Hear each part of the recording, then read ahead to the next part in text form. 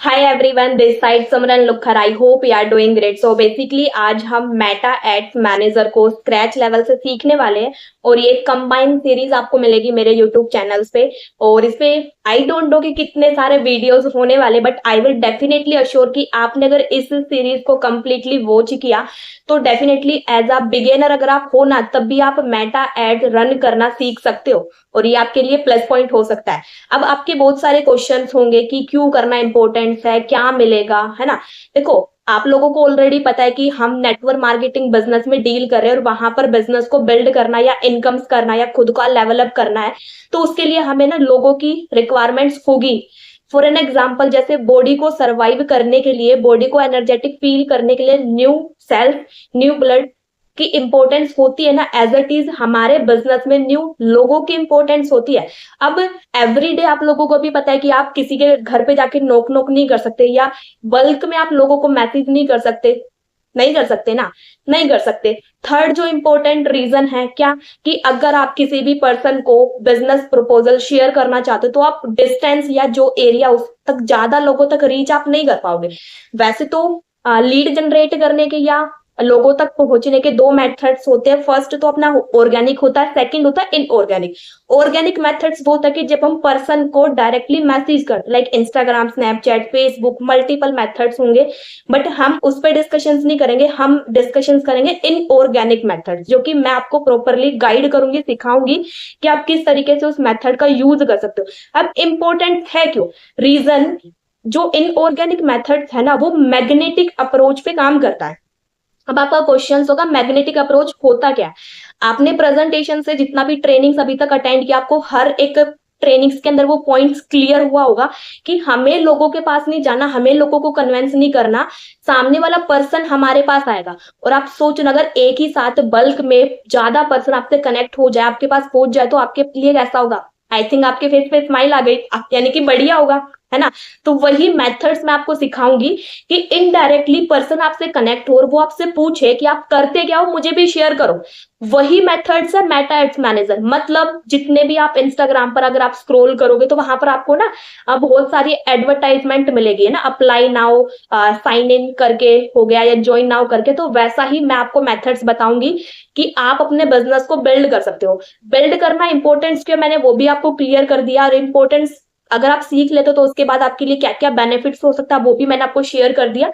और उससे third point जो आपके लिए इंपॉर्टेंट होगा, मेटा एड्स को रन करने के लिए आप लोगों को अच्छे से पता है कि हमारे पास जो नंबर होते ना, कॉलिंग नंबर, वो हम सबके पास लिमिटेड है, यानी कि सबके पास या तो एक नंबर होगा या दो नंबर है। इसका मतलब क्या है कि हम मल्टीपल फेसबुक अकाउंट क्रिएट नहीं कर सकते। तो आपको क्या करना है, आपको नंबर का यूज नहीं करना, आपको जीमेल आईडी का यूज करना है। इसका मतलब हमारे पास राइट है कि हम एक ही नंबर से, हम जो भी गूगल पे साइन इन करते हैं ना, वहां से हम मल्टीपल जीमेल क्रिएट कर सकते हैं। और मैं आपको एक चीज की श्योरिटी दूं, अगर आपने मल्टीपल जीमेल्स का यूज किया ना, तो डेफिनेटली वो सिंगल जीमेल से जो आपने मल्टीपल आईडी क्रिएट किया है ना, आप अपने नाम से क्रिएट कर लो, वो सिंगल जीमेल आईडी से मल्टीपल जो आप आईडी क्रिएट करोगे ना, वो आपका मैनेजर लेवल तक क्वालिफाई करवा सकती है। ये मैंने क्यों बोला, क्योंकि हमारे पास राइट है एक आईडी क्रिएट करने का, दो क्रिएट करने का, 10 आईडी क्रिएट करने का, 15 आईडी क्रिएट करने का, 20 आईडी क्रिएट हम कर सकते हैं जीमेल आईडी। और मैं आपको बता दूं, अगर आप टेस्ट एंड ट्रायल पे भी चल रहे हो तो 2-3 जीमेल आईडी हो सकता है आप खराब कर दो, बट उसके बाद जो बाकी की जीमेल आईडी होगी, अगर 6-7 महीना भी एक आईडी ने आपका काम निकाल दिया, तो 15 आईडी में तो आप डेफिनेटली आराम से आप खुद की भी हेल्प कर लोगे और ना जाने अपनी टीम में कितने सारे पर्सन की हेल्प कर दोगे। जीमेल आईडी क्रिएट करते टाइम भी आपको कुछ चीजों का ध्यान रखना है। फर्स्ट तो आप उसमें अपना एग्जैक्ट नेम फिल करना, आप आगे पीछे कर सकते हो, या फिर आप अपना, जैसे कि सुमरन मैनेजर से आप आईडी बना सकते हो। मैं आपको एग्जांपल दे रही हूँ, मैं अपना नेम और सरनेम दोनों से आईडी बना सकते हो। मतलब आप जैसे आप कंफर्टेबल हो वैसे आप अपना जीमेल क्रिएट कर सकते हो। एक चीज का ध्यान रखना है आपको, आपकी डेट ऑफ बर्थ सेम होना चाहिए, वो आप ऊपर नीचे नहीं कर सकते। डेट ऑफ बर्थ हो गया, आपका जेंडर हो गया, या जो भी कुछ प्रोटोकॉल्स होते हैं वो आपको हर एक राइट फुलफिल करना है। और जीमेल आईडी क्रिएट जैसे ही आपने किया, समझो आपका 50% टास्क कंप्लीट।